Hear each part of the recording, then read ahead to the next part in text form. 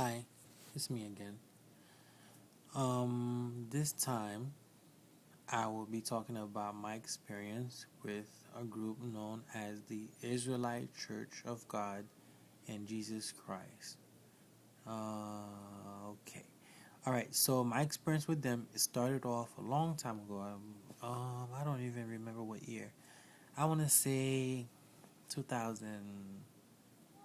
It's been a while, and basically, what happened was that a friend of mine, a young lady, told me that she found the truth. She knew that I was interested in religion, and she wanted to help me out, I guess, to save me. You know how that goes. So she had me speak to a gentleman. The guy had a deep voice, and he sounded very authoritative. And he was speaking like, he got something in his goodie bag that I want to, check out. And he invited me to go to one of his meetings. And I just had heard him out, but his energy, I didn't like it. Like how he came off like so, like cocky, like um, kind of turned me off. But he did have like a authoritative tone to him. But I didn't go to the meeting. Later on, another friend of mine gave me like a pamphlet from South Beach, stating that these people claim that Haitians were Hebrews or whatever the case might be. And when I read it, I was like, wow, could it be the same people that my other female friend was talking about? And I was like, you know? So that was that. The same female friend got in contact with me months, if not years later, and then she was totally into the Israelite Hebrew, Black Hebrew group, and she had married eventually one of the guys in there. So she invited me to a Bible study session. And at that point, I was more knowledgeable about the Bible than I was when I first spoke to the gentleman.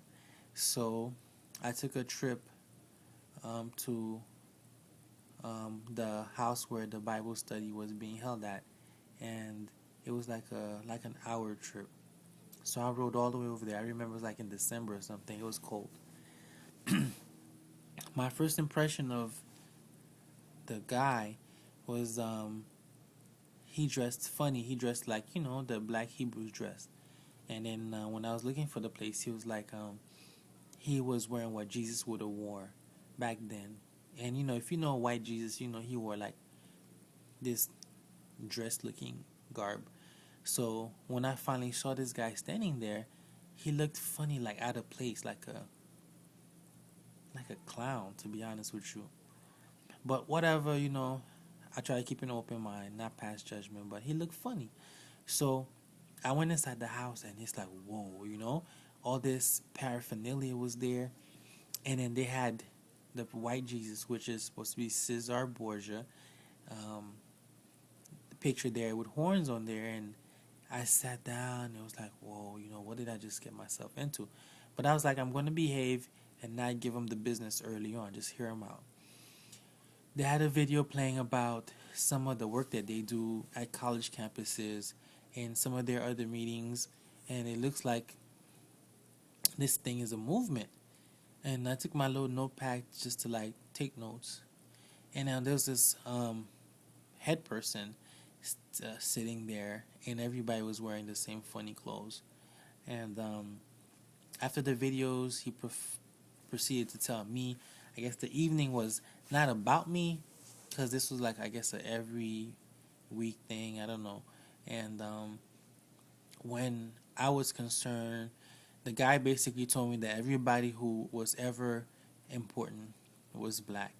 King James was black. Christopher Columbus was black. Some Roman sounding name important people were black.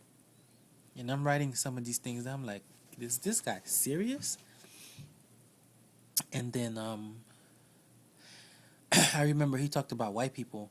And one of the things that he talked about actually sounded true, like cavemen, I've never seen a painting of what they call a black man in a cave. So They was like, oh, the white man came from caves, he was banished, you know, and that sounded like reasonable. Like, I never studied about the white people, like as far as caves, and if you know anything about like the nation, I don't say the nation of Islam or whatever, but there's some people from that ilk, so to speak, that talk about how the white people were made by evil scientists or whatever. So it sounded just like that.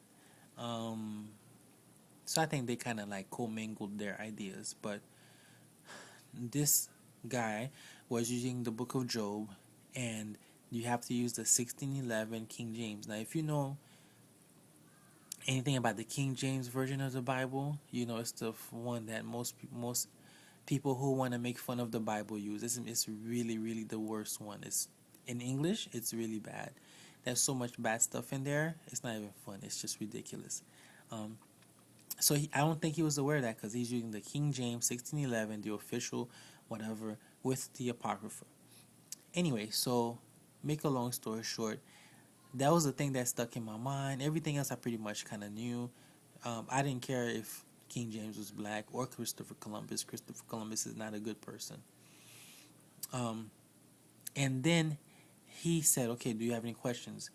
And you can tell this was not like, do you like in like a two-way approach, like like, what do you think? And I said, I didn't know how hard to come at this dude because I was not a dummy, I know my stuff. So I asked him, well, then I said, okay, I'm gonna hit him with this like starters, right? Like Leviticus, I think it was chapter 11, verse 20, or 20, verse 11, says that birds in the King James version have four legs. And you should have seen like the look on the dude's face. He would start to bite his nails, which is like a body language, way of saying that, oh shit, like, who is this dude and how come he knows this? And I just was like, I felt like I was giving him like some easy stuff, like, dude, like, you really believe this? And this guy was supposed to be like a teacher at a college.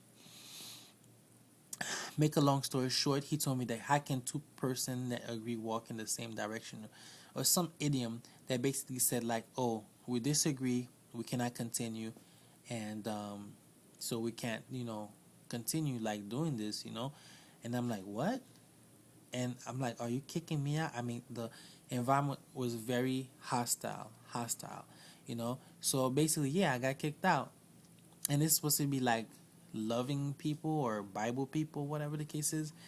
I was so shocked. But the guy that I first met with the funny clothes, so he opened the door, and I'm like, yo, you kicking me out? I'm like, all right, then, So I got out. I was about to get out, and then I tried to shake the dude's hand, and he didn't want to shake my hand. Like, yo, straight disrespect. And the look in his face was like, yeah, I would try to help you out. I'm like, dude, you caught up in some shiznit. You don't even know what kind of noise you in. Like, this is silliness, you know what I'm saying? But I looked at his eyes, he was happy being part of the group. So, it's not my house, I left. So that was that. Months later, I went to one of their meetings because of whatever. And I saw the guy that kicked me out of the house, the one that opened the door, and I don't think he recognized me. And the leader that was biting his nails, he wasn't there. So I looked around, and there was a bunch of people there, and they dressed funny too. And it was very militant and very like, structured, whatever. And I saw young people there. I'm like, whoa, this is crazy. They were just trying to have this old style, I guess, Jewish thing going, and and people just need to be part of something. And I just saw this one guy. He looked like he was homeless. You know what I'm saying? I'm not saying that tells you about his character, but you're like, it just gave me that impression that people who need something, some reason to feel special,